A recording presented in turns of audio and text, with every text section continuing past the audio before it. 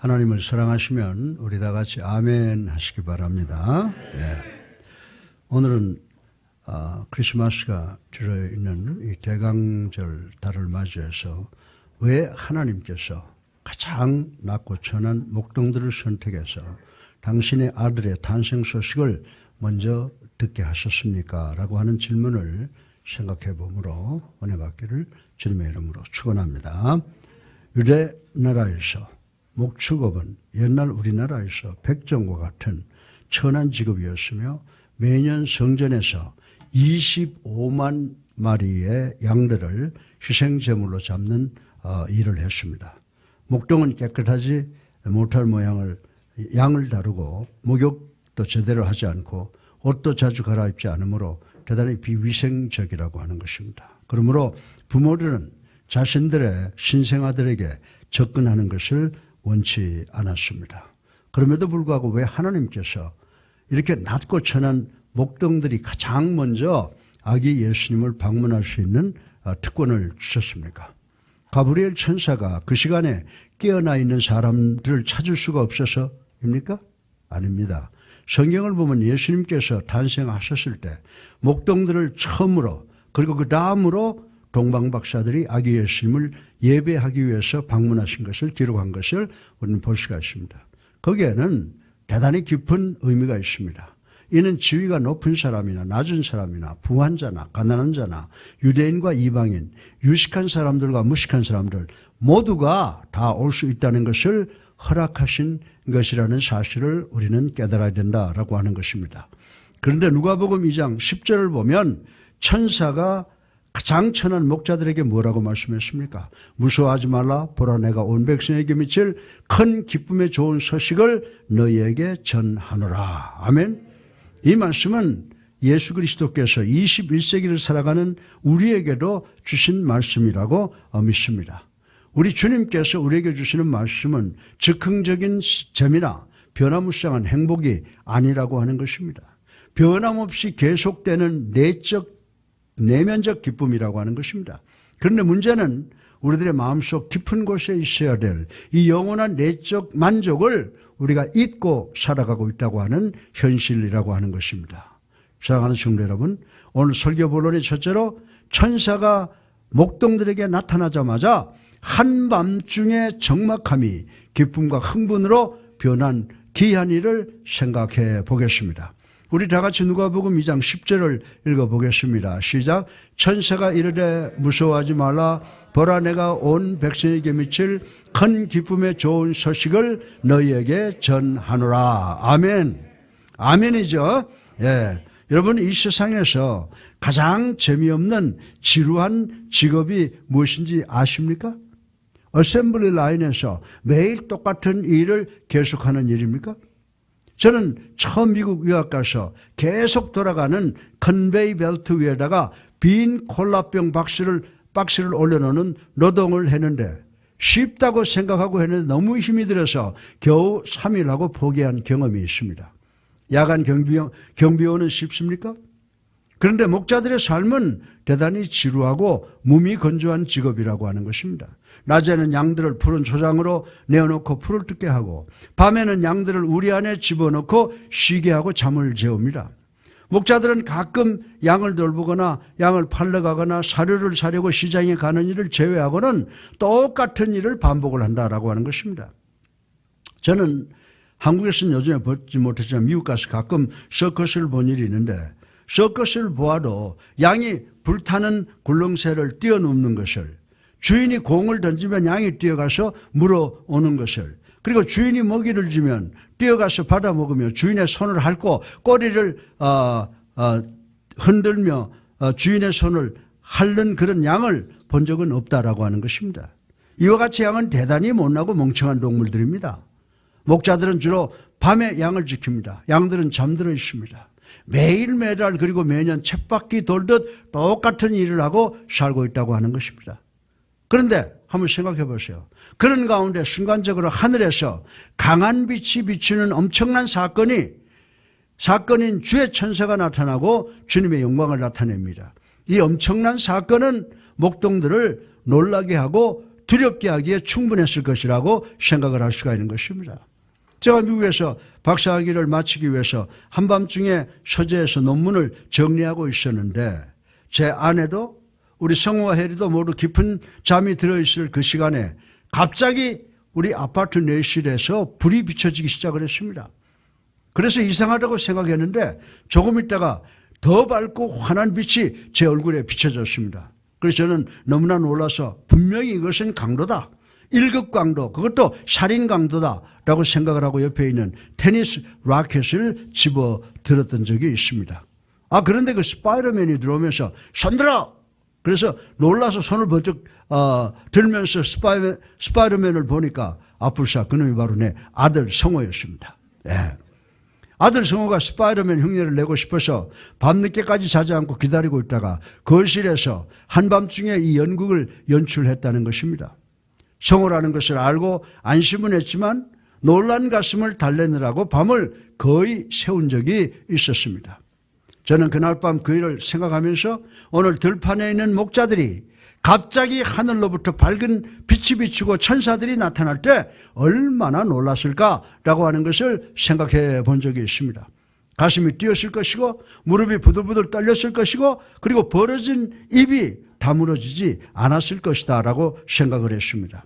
우리 다 같이 누가복음 2장 9절로 11절을 함께 읽어보겠습니다. 시작. 주의 사자가 곁에 서고 주의 영광이 그를 두루비추매 크게 무서워하는지라 천사가 이르되 무서워하지 말라 보라 내가 온 백성에게 미칠 큰 기쁨의 좋은 소식을 너희에게 전하노라. 오늘 다윗의 동네에 너희를 위하여 구주가 나셨으니 곧 그리스도 주시니라. 아멘. 예. 사랑하는 성도 여러분, 들판의 목동들은 그동안 자신의 삶 속에서 이런 엄청난 이상한 사건을 경험한 적이 없었습니다. 그날 밤도 역시 여느 날처럼 똑같은 밤이 진행되고 있었으나 목동들에게 놀랍고 무서운 사건이 생겼습니다. 솔직히 말해서 우리 인간들의 삶의 과정은 모든 것이 똑같은 반복적인 사건이라고 말씀드릴 수가 있습니다. 그래서 어린아이들이 엄마 나 지루해 라고 합니다. 우리는 삶을 통해서 특별히 좋은 감동적인 일을 원하지만은 대부분이 비슷한 사건만 우리의 삶 속에 생겨난다라고 하는 것입니다. 그래서 대단히 가끔 놀라운 기쁨과 감동이 있을 뿐입니다. 그러나 우리 주님 예수 그리스도께서 역사하실 때 우리들의 영적 지루함과 적막함에 놀라운 기쁨과 감동을 가져준다라고 하는 것을 오늘 본문의 말씀을 통해서 우리는 깨달을 수가 있는 것입니다. 우리가 가끔 세례받을 때 우리는 성령의 역사를 통하여 엄청난 사죄의 은총, 용서의 자유를 체험함으로 큰 감동과 흥분을 느낄 때가 있다라고 하는 것입니다. 더 나아가서 우리가 극적인 기도의 응답으로 암이 사라졌습니다. 예, 죽었던 아들 전쟁터에 나갔다가 아들이 무사히 돌아왔습니다. 직장에서 불가능했던 승진 승급이 이루어졌습니다. 사업이 성공했습니다. 또 목사들은 내가 설교했는데 우리 교회 새로운 성도 가운데 한 사람의 허기진 심령이 은혜 받아 이런 현상을 받는다면 우리는 대단한 감동과 흥분을 맛보게 될 것이다 라고 하는 것입니다. 그러나 솔직히 말씀드리면 모든 교회의 예배는 대부분 반복적이라고 하는 것 부인할 수 있는 목사들이나 성도들은 없습니다. 이는 마치 우리가 식사 시간이 반복적이지만 밥을 먹여주어 우리에게 살 수 있는 에너지를 주는 것과 같으나 교회에서는 대단히 가끔 어떤 특별한 감동적 사건이 생기면서 우리는 이 사건들을 오래오래 기억하고 우리의 믿음을 지속하게 된다라고 하는 것입니다. 사랑하는 성도 여러분, 여러분은 옛날에 우리 교회가 처음 개척할 때 피른동 교회에서 꽁꽁 얼어붙은 얼음을 깨고 7명이나 제게 세례받은 그곳에 있었습니까? 그 7명 중에 한 사람이 우리 현미 권사라고 하는 것입니다. 여러분은 박정윤 교수가 우리 교회에 와서 오 거룩한 밤을 독창할 때 우리들이 많은 은혜를 받고 중강박수를 치면서 하나님의 영광을 돌릴 때 그 자리에 계셨습니까? 우리 교회가 교회 건물 확장을 위해서 롯데호텔 크리스털 볼룸에서 40명이 채 안 되는 교인이 1000명을 모아놓고 교회 확장 디너쇼를 할 때 거기 계셨습니까? 여러분이 우리 교회를 이곳에 옮기기 위해서 우리가 헌금하는 주일 그날 그 자리에 계셨습니까? 사랑하는 성도 여러분, 이런 모든 것이 대단히 감동적인 사건들이었습니다. 하나님께서 지루하고 무미건조한 순간을 감동적인 사건으로 열어주실 때 우리로 하여금 영적 유산을 더 크게 체험하게 하시고 그리고 주님께서 주시는 엄청난 기쁨을 갖게 하시려는 의도인 줄로 믿는 우리 모두가 되시기를 주님의 이름으로 축원합니다. 둘째로 천사가 목동에게 나타날 때 초자연적 현상들이 믿어지는 역사가 일어남을 생각을 해보겠습니다. 목동들이 둘러앉아 그날 무미건조한 지루한 일들을 계속 수행하면서 그들은 날씨에 대해서 로마 정부에 대해서 그리고 초장에서 풀을 뜯는 양들에 대해서 말을 주고받고 있었을 것입니다. 그러나 그들은 하늘에 영롱하게 빛나는 별들을 바라보면서 당신은 우리가 이 땅에 우연히 왔다고 생각합니까? 아니면 하나님의 창조에 의해서 왔다고 생각합니까? 라는 영적 대화도 나눈 경우가 있었을 것이라고 생각해 볼 수가 있는 것입니다. 그중에 어떤 사람의 사랑하는 사람이 세상을 떠났습니다. 그러면 그 사람은 여보시오 당신들은 4, 5세기가 있다고 생각을 합니까? 아니면 죽으면 모든 것이 끝난다고 생각합니까? 라고 하는 질문도 했을 것입니다. 그 목동들은 양을 내려다보면서 이제 몇 주 후면 우린 이 양들을 성전으로 데려가서 제물로 바칠 텐데 당신은 이 제물이 정말 의미가 있다고 생각을 하십니까? 아니면 단지 무의식하게 우리 유대교의 의식에 지나지 않는다고 생각합니까? 라고 하는 대화를 했을 수도 있을 것이라고 생각을 합니다. 그런데 여자들이 모여 앉아서 우리가 사는 마을에 속담이 있는데 어떤 처녀가 성전을 갔는데 천사가 나타나서 내가 아기를 가질 것이다 라고 했는데 아니 여자 혼자 애 놓을 수 있다고 하는 이 천사의 말을 당신은 믿소? 라고 하는 대화도 했을 것이라고 생각할 수가 있는 것입니다. 그런데 갑자기 하늘에 이 천사들의 나타남이 이 모든 사람의 상상을 끝나게 했을 것이라고 저는 생각을 합니다. 아무도 천사가 나타나는 광경을 보지 못했습니다. 그래서 이 세상에 그 누구도 영적 세계에 대해서 질문할 수가 없었다고 하는 것입니다. 그러나 목자들은 자신들의 눈으로 확실하게 천사를 보았으므로 하나님께서는 초자연적 사건을 가능케 하실 수 있는 분이구나 라고 하는 것을 알 수 있게 되었다고 하는 것입니다. 저는 누가가 복음서를 기록한 방식을 대단히 좋아합니다. 누가복음 1장의 세례 요한의 출생을 기록하고 있는 것을 볼 수가 있습니다. 나이 많은 선지자 사가랴가 성전에서 분향하고 있을 때 천사 가브리엘이 나타났습니다. 사가랴는 놀라서 두려워했습니다. 그러나 누가복음 1장 11절로 13절에 천사는 사가랴에게 뭐라고 말하고 있습니까? 사가랴야 무서워하지 말라. 너의 간구함이 들린지라. 내 아내 엘리사벳이 내게 아들을 주리니 그 이름을 요한이라 하라 라고 이렇게 말했습니다. 그 순간 사가랴는 뭐라고 말합니까? 누가복음 1장 18절에 천사에게 바보 같은 질문을 하는 것을 볼 수가 있습니다. 나와 내 아내는 늙었습니다. 내가 어떻게 그 말을 믿을 수 있습니까? 라고 물었습니다. 그러나 누가복음 1장 19절에 보면요. 천사가 뭐라고 합니까? 천사가 나는 하나님 앞에 있는 가브리엘이라 이 좋은 소식을 내게 전하러 보내심을 바라노라 라고 말씀을 했습니다. 그러나 이 대답이 사가랴에게 만족을 준 것이 아닌 것인지 천사 가브리엘은 이렇게 말하지 않습니까? 너 나를 믿지 못하고 있느냐? 나는 하나님의 천사 가브리엘이야. 내가 내 앞에 온 것보다 더 이상의 무슨 징조가 필요한가? 너 장님이냐? 아니면 내가 투명한 인간이라서 보이지 않느냐? 그래, 내가 그래도 징조를 원하면 내가 아이를 출산할 때까지 너는 말을 못하게 될 것이다. 이것이 징조다. 이제 됐느냐? 라고 했을 것이라고 생각해 볼 수가 있는 것입니다. 우리는 본문에서 목자들은 사가랴처럼 더 이상 징조를 요구하지 않고 그대로 믿은 것에 대해서 높은 점수를 주어야 된다고 저는 생각을 합니다. 목동들은 천사를 보자마자 믿었다고 하는 것입니다. 우리 다 같이 누가복음 2장 15절로 16절을 읽어보겠습니다. 시작. 천사들이 떠나 하늘로 올라가니 목자가 서로 말하되 이제 베들레헴으로 가서 주께서 우리에게 알리신 바 이 이루어진 일을 보자 하고 빨리 가서 마리아와 요셉과 구이에 누인 아기를 찾아서 아멘. 사랑하는 성도 여러분, 예수 그리스도께서 이 세상에 오실 때 초자연적 현상이 쉽게 믿어지게 하셨다는 사실을 우리는 여기서 믿어야 되는 줄로 믿으시기 바랍니다. 얼마 전에 어떤 복음 성가를 들은 적이 있습니다. 그 내용은 소경은 전부를 보았다라고 하는 성가입니다. 내 말을 믿기 어려우면 소경에게 물어보아라. 소경은 전부를 보았다. 소경은 전부를 보았다라는 복음 성가입니다. 사랑하는 성도 여러분, 예수 그리스도께서 우리 마음에 오셔서 임재하시면 예수 그리스도께서 우리 모두가 초자연적 사건을 쉽게 믿게 하심으로 우리가 체험한 사건을 전하도록 우리에게 사명을 주시는 줄로 믿으시기를 주님의 이름으로 축원합니다. 히브리서 11장 6절에 보시면요, 믿음이 없이는 하나님을 기쁘시게 하지 못하나니 하나님께 나아가는 자는 반드시 그가 계신 것과 또한 그가 자기를 찾는 자들에게 상 주시는 이심을 믿어야 할지니라. 아멘. 예. 여러분들, 우리 기독교회는 초자연적 현상을 믿으라고 권면하는 종교인 줄로 믿으시기 바랍니다. 하나님이 계시며 예수님께 동정녀 마리아를 통해서 이 땅에 오셨는데 구유에 누이셨다고 말씀하고 있습니다. 다시 말해서 성육신을 의미하고 있습니다. 이 예수 그리스도께서 많은 기적을 만드셨습니다. 이분은 십자가 위에서 여러분과 나의 죄를 대속하기 위해서 돌아가셨습니다.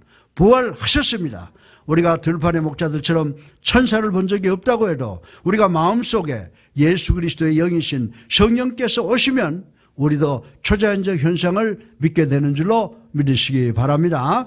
예수님께서 도마에게 뭐라고 말씀하셨어요? 너는 나를 본 거로 믿느냐? 보지 못하고 믿는 자들이 더 복되도다 하시니라. 아멘. 사도 바울은 또 뭐라고 말씀하셨어요? 사도 바울은 영은 영으로만 본다라고 말씀하신 것을 우리는 기억할 수가 있습니다.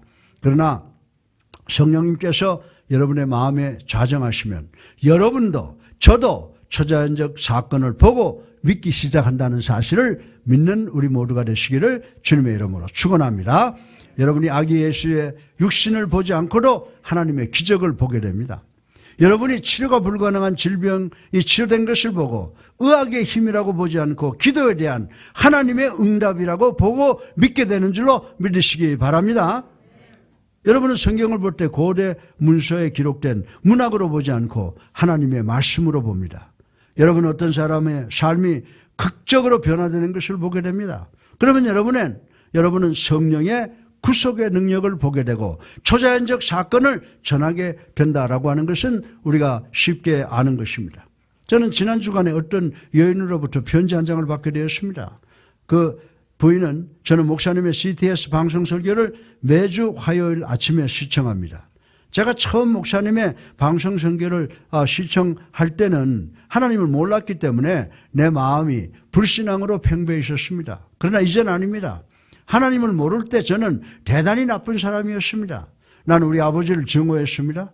저는 어느 주일날 아침에 목사님의 아침 설교는 하나님께 나오는 내용이었습니다. 그 말씀은 성경적으로는 정확한지 모르나 세상적으로는 아주 전 근대적이었고 맞지 않았다고 생각을 했었습니다. 그러나 저는 과거에는 나의 생각이 옳다고 생각했는데 결국은 제가 잘못된 것임을 깨닫게 되었습니다. 목사님의 설교가 끝나고 나서 나도 모르게 울기 시작을 했습니다. 왜냐하면 이 세상에서 완전한 분은 완전히 믿을 수 있고 그리고 내가 완벽하게 의지하고 관계를 가질 수 있는 분은 예수 그리스도밖에 없다는 것을 깨달았기 때문입니다. 그리고 저는 예수님을 그리스도로 살아계신 하나님의 아들로 믿고 영접하고 세례받기로 결심을 했습니다. 그리고 그 다음 주일 저는 제 아버지께 미안하다고 사과하고 사랑합니다라고 결심하고 다시 고백을 했습니다. 그러나 제 아버지는 아직도 알코올 중독과 노름 버릇을 못 버리고 계십니다. 그러나 저는 예수님을 그리스도로 살아계신 하나님의 아들로 믿은 후 그 아버지를 사랑함으로 내 아버지를 다시 아버지로 받아들일 수가 있었습니다. 나는 사랑하는 내 아버지를 위해서 간절히 기도할 것입니다 라고 하는 내용의 편지를 받았습니다. 사랑하는 성도 여러분, 이 사건이 뭐죠? 이분은 새 사람으로 거듭나 변화된 것인 줄로 믿으시기 바랍니다. 고린도후서 5장 17절을 한번 보시고 다 같이 한번 읽어보십시다. 그런즉 누구든지 그리스도 예수 안에 있으면 새로운 피조물이라. 이전 것은 지나갔으니 보라 새 것이 되었도다. 아멘. 네. 그런데 우리는 이런 엄청난 현상을 보지 못하는 바보들을 발견할 때가 있습니다. 미국의 크리스천 스탠더드의 편집장이던 아이잭 에어는 어느 날 회의론자에게 당신은 당신이 구원받은 것을 어떻게 알 수 있습니까? 라고 하는 질문을 받았습니다. 그때 이분은 왜냐하면 내가 성령에 의해서 구원받았을 때 그 자리에 있었기 때문입니다. 라고 답변을 했다고 하는 것입니다. 사랑하는 성도 여러분, 오늘 본문의 목동들은 천사에게 하나님이 계신가? 천사가 있는가? 메시아가 정말 태어나셨는가를 묻지 않았습니다. 그 일이 있을 때 목사들은 그 현장에 있었기 때문이라고 하는 것을 우리는 알아야 되는 줄로 믿으시기 바랍니다. 예수 그리스도는 이 목자들에게 기쁨을 가져다 주셨습니다. 예수님의 탄생은 우리들로 하여금 초자연적 사건을 믿는 믿음을 주시고 그 사건을 전하게 하시는 줄로 믿고 늘 감사하는 삶을 사시는 여러분들 되시기를 주님의 이름으로 축원합니다. 셋째로 천사가 나타나서 목자들에게 아기 예수 탄생을 전하는 사명을 주므로 가장 천한 자들을 아주 귀하고 중요한 사람으로 변화시켜 놨음을 생각해 보겠습니다. 우리 다 같이 누가복음 2장 11절을 함께 읽어보겠습니다. 시작. 오늘 다윗의 동네에 너희를 위하여 구주가 나셨으니 곧 그리스도 주시니라. 아멘. 이 말씀은 목자들에게 큰 긍지를 주는 말씀입니다. 목자들은 자신들이 메시아를 볼 수 있도록 그리고 메시아의 탄생을 온 세상에 전하는 사명받은 도구로 하나님의 선택을 받았다라고 하는 것, 자기들이 귀한 존재가 되었다고 하는 것을 깨닫게 되었다는 말씀인 것입니다. 따라서 목자들은 이 세상에서는 별 볼 일 없는 사람이었는데 하나님 앞에서는 엄청나게 특별한 중요한 사람들이 되었습니다. 이 거룩한 밤에 목자들의 영혼이 특별한 값이 나가게 되었습니다. 그런데 하나님께서는 우리에게 너희들은 너희 자신에 대하여 긍지를 가져야 된다. 왜냐하면 너희들은 중요하고 특별한 존재, 즉 왕과 제사장 같은 존재이기 때문에 너희들이 원하는 것은 무엇이든지 할 수 있다라고 말씀을 하시고 계시는 것입니다. 그러나 문제는 여러분은 이 진리를 받아들일 준비가 되어 있느냐라고 하는 것입니다.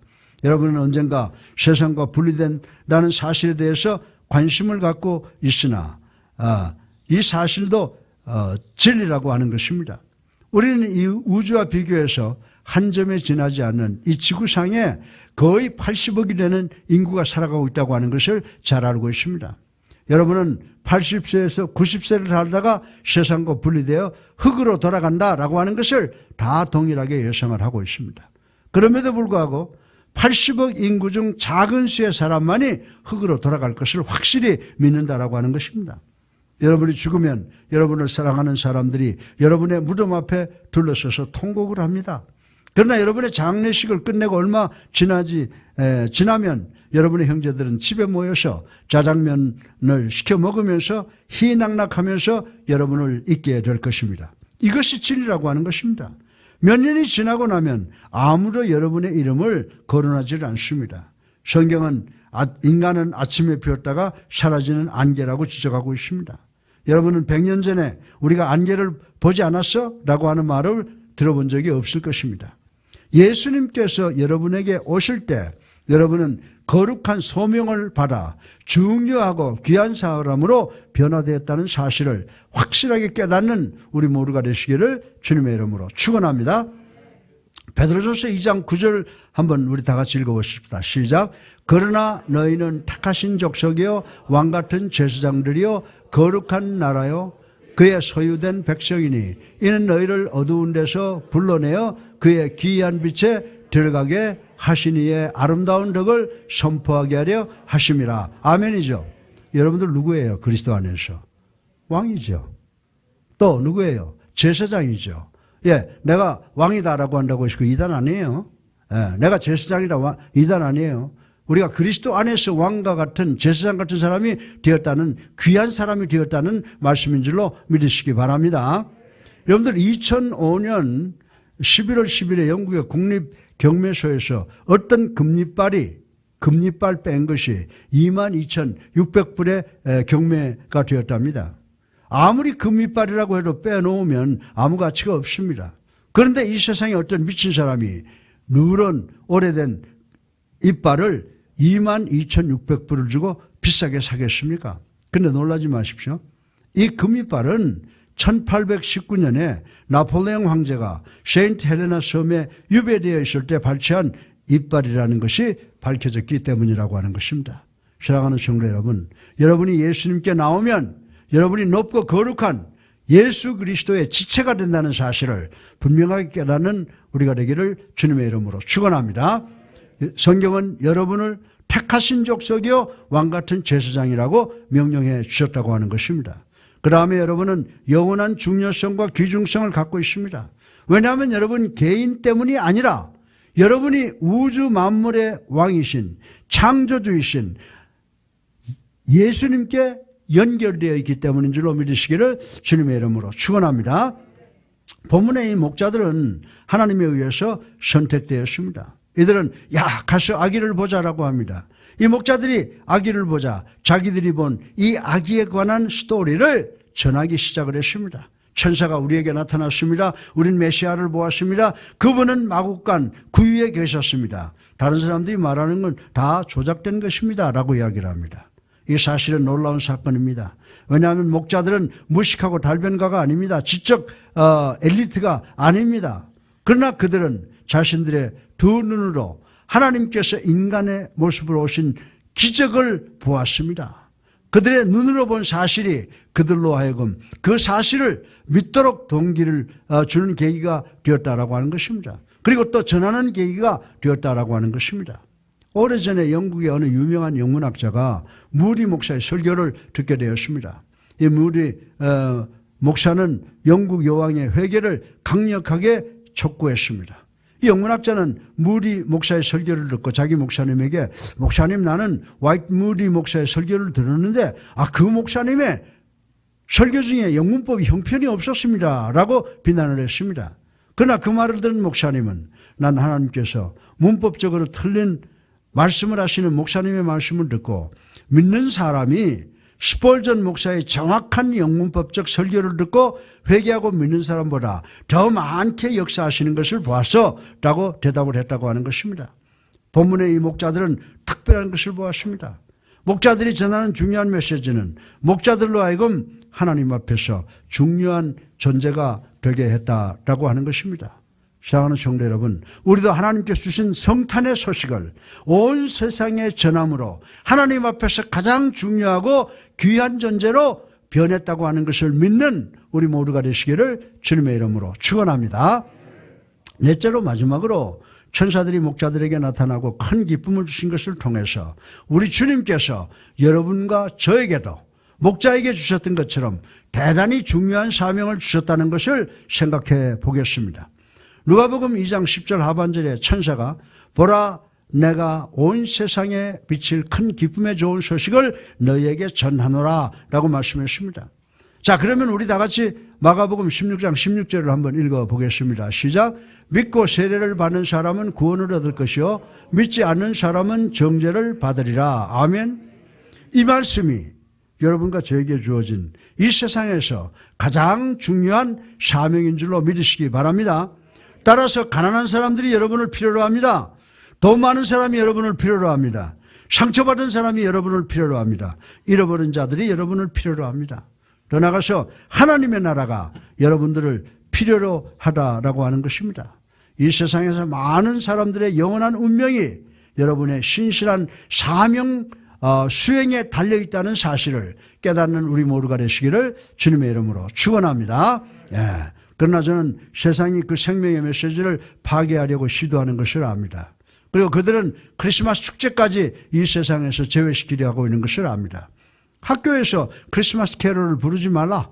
크리스마스 트리나 조형물을 공공장소에 세우지 말라라고 합니다. 또 즐거운 성탄절은 인사를 하지 말라. 그리스도인이 아닌 사람들을 기분 상하게 한다라고 합니다. 그러나 예수 그리스도께서 이 기쁜 소식을 가지고 세상으로 나가라고 명령하시고 계십니다. 여러분이 사도행전 4장에 보면 베드로 요한이 공공장소에서 예수 그리스도에 대하여 전하지 말라는 경고를 받습니다. 그러나 사도행전 4장 19절로 20절에 보면은 베드로와 요한이 대답하여 이르되 하나님 앞에서 너희의 말을 듣는 것이 하나님의 말씀을 듣는 것보다 옳은가 판단하라. 우리는 보고 들은 것을 말하지 아니할 수 없도다 하니라고 한 말씀 우리는 알고 있습니다. 아멘이죠. 사랑하는 성도 여러분, 여러분이 이런 입장이라면 어떻게 반응하시겠습니까? 어떤 사람이 여러분에게 즐거운 연말연시입니다라고 하면 여러분은 그 사람의 마음을 상하지 않게 하려고 여러분도 예, 즐거운 연말연시입니다라고 하시겠습니까?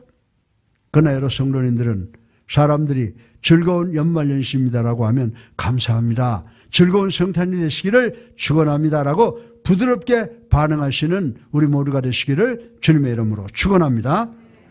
제가 미국에 있을 때 유대인들과 많은 교제를 했습니다. 그래서 어느 유대인 귀부인에게 크리스마스 때 제가 즐거운 성탄이라는 인사가 기분 나쁘냐고 질문한 적이 있습니다. 그분은 천만에요. 내가 누가 나에게 즐거운 성탄이라고 인사하면요, 나는 그분에게 나의 하나님의 축복을 조용히 빌어드립니다라고 했습니다. 여러분이 20, 30년 전으로 돌아간다면 내가 그리스도인들에게 즐거운 성탄이라고 인사하라고 강조하면 여러분 나를 미친 목사님이라고 손가락질할 것입니다. 그러나 요즘에 와서는 성탄절 인사를 강조해야 된다는 것은 대단히 슬픈 일이라고 저는 생각을 합니다. 우리 성도들 가운데는 아직도 많은 분들이 예수 그리스도의 탄생을 즐기면서 즐거운 성탄을 축하하는 사람들이 있습니다. 또 인사도 잘 하는 분들이 계십니다. 우리는 끝까지 즐거운 성탄, 복된 성탄이라고 하는 그 말과 선포를 유지해야 되는 줄로 믿으시기를 주님의 이름으로 축원합니다. 왜 그런지 아세요? 예수님께서 누가복음 9장 26절에 이런 말씀을 했습니다. 우리 다 같이 읽어보십시다. 이 말씀은 누구든지 나와 내 말을 부끄러워하면 인자도 자기와 아버지와 거룩한 천사들의 영광으로 올 때에 그 사람을 부끄러워하리라. 아멘이죠. 아멘이죠. 예. 예수님께서 겸손하게 종으로 우리를 섬기러 오셨는데 우리가 그분을 어떻게 부끄러워합니까? 그분께서 겸손하게 우리를 위하여 공공연하게 십자가의 모든 수모와 고통과 창피함을 지심으로 부끄러워하지 아니하시고 우리를 입양해 주셨습니다.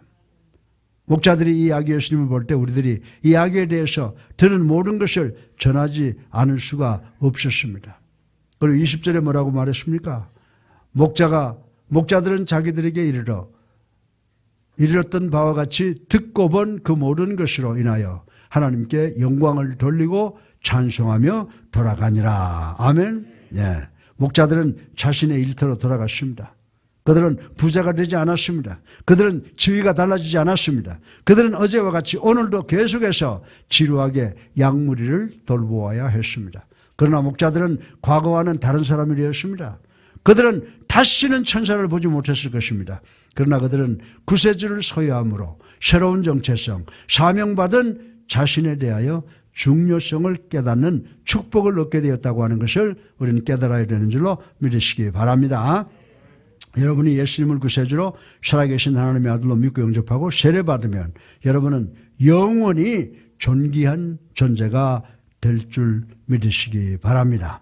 여러분이 무의미하고 단순한 진흙덩어리가 아니라 여러분은 살아있는 영, 또한 하나님과 함께하는 존재가 되는 줄로 믿으시기를 주님의 이름으로 축원합니다.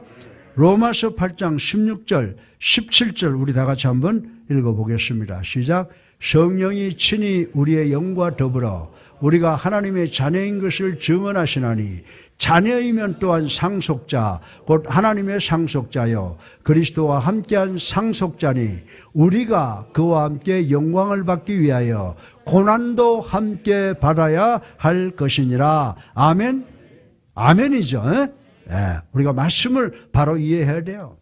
제가 어느 날 국민은행으로부터 우리 딸 해리의 통장이 한도액이 넘었다는 통보를 받았다고 가정을 해보겠습니다. 그때 은행 직원이 따님의 통장이 한도액을 넘었습니다. 어떻게 할까요? 우리가 부도 처리를 할까요? 라고 물었다고 한다면 저는 그렇게 한다고 해서 은행이 어떤 도움이 되겠어? 그러니까 이렇게 합시다. 내 통장의 돈을 내 딸의 통장으로 옮깁시다. 이것이 내가 할 일이라고 생각합니다. 왜냐하면 나는 내 딸의 아버지이기 때문이요. 내 딸은 나를 아빠라고 부를 수 있는 남이 갖고 있지 않는 특권을 가졌기 때문입니다. 내 딸이 수표바랑시 한도액을 넘은 것이 오늘뿐만이 아닙니다. 그럴 때마다 내 딸은 나에게 아빠 죄송해요. 꼭 갚을게요 할 것입니다. 그러나 내 딸이 아버지라고 부르면 난 내 딸의 말을 가로막고 야 내가 이미 내 통장을 채워넣었다라고 할 겁니다. 전 내 딸이 통장이 바닥이 났다는 것을 알기 전에 나는 내 딸의 필요를 언제나 채워넣습니다. 라고 하는 마음을 가졌다고 여러분들에게 말씀을 드릴 수가 있습니다. 사랑하는 성도 여러분, 오래전에 여러분과 저의 통장이 이미 바닥이 난 줄로 믿으시기 바랍니다. 그러나 우리의 하늘 아버지께서 우리의 부도난 영혼의 통장을 예수 그리스도의 은혜로 이미 엄청난 액수로 채워주신 줄로 믿으시기 바랍니다. 예, 성경은 뭐라고 증명하고 있습니까? 우리가 아직 죄인되었을 때 그리스도께서 우리를 위하여 돌아가셨느니라 라고 말씀하시고 있습니다. 여러분이 구세주가 필요하다는 것을 알기 전에 여러분은 여러분의 필요를 이미 다 갖고 있다라고 하는 것입니다. 여러분이 자비와 은혜를 구할 때 하나님 아버지께서 그 즉시 응답하실 것입니다. 하나님께서는 그리스도 안에서 풍성하게 주실 줄로 믿으시기를 주님의 이름으로 축원합니다. 그리스도께서 오실 때 우리에게 영원한 기쁨을 가지고 오셔서 그 기쁨을 전해야 되는 사명을 주신 줄로 믿는 우리 예수랑교회 성도님 되시기를 주님의 이름으로 축원합니다. 결론입니다. 예수 그리스도께서는 무의미하고 지루하고 절망적인 우리의 삶 속에 기쁨과 흥분과 감동을 주셨습니다. 예수 그리스도는 우리에게 초자연적 삶을 믿을 수 있게 해주셨습니다. 그리고 예수 그리스도는 우리 모두로 하여금 당신께 속하게 되므로 낮고 천하고 무능한 그 부족한 우리를 존귀케 하셨습니다. 그리고 성탄의 소식을 온 세상에 전해야 하는 귀한 사명을 주신 줄로 믿으시기 바랍니다. 예, 왜 목자들입니까? 누구나 다 오라는 의미인 줄로 압니다. 요한복음 10장 1절로 18절에 우리 주님께서 뭐라고 선포하셨습니까? 나는 선한 목자라고 하셨습니다. 나는 내 생명을 내 양을 위해서 주노라. 내 양은 내 음성을 아노라. 그리고 그들은 나를 따르고 나는 그들에게 영생을 주노라 라고 선포하셨습니다. 여러분이 선한 목자의 음성을 들으면 그 즉시 응답하셔서 첫 번째 크리스마스 때 목자들처럼 아기 예수님을 영접하심으로 영원한 기쁨을 소유하시고 그 기쁨을 전하는 여러분 모두가 되시기를 주님의 이름으로 축원합니다.